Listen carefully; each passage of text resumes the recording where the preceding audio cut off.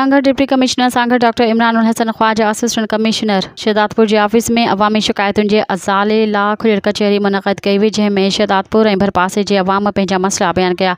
इन मौक़े ते deputy commissioner Sanghar doctor Imran Hasan Khawaja अवाम जा मसला हल कया ऐं कुझु इंतज़ामी मसला हल हुआ जिन खे जल्द हल करण जो यकीन ॾियारियो हो।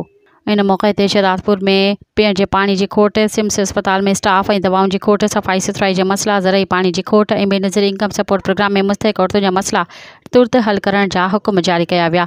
उन खां अलावा हुन असिस्टेंट कमिश्नर ऐं DSP तनवीर अहमद खे हिदायत कई त शहर में हेवी ट्रैफिक जो मसलो हल कयो वञे। इन मौक़े ते पाकिस्तान पीपल्स पार्टी जो अॻवान अब्दुर्रहमान तहीम, असिस्टेंट कमिश्नर शहदादपुर कमरुद्दीन राहपुर समेत समूरनि खातनि जा ऑफिसर पिणु मौजूद हुआ। मज़ीद ख़बरनि ऐं तफ़सीलात लाइ विज़िट कयो असांजी वेबसाइट www.awamiNewsHD.com ऐं ॾिसंदा रहो अवामी न्यूज़ HD।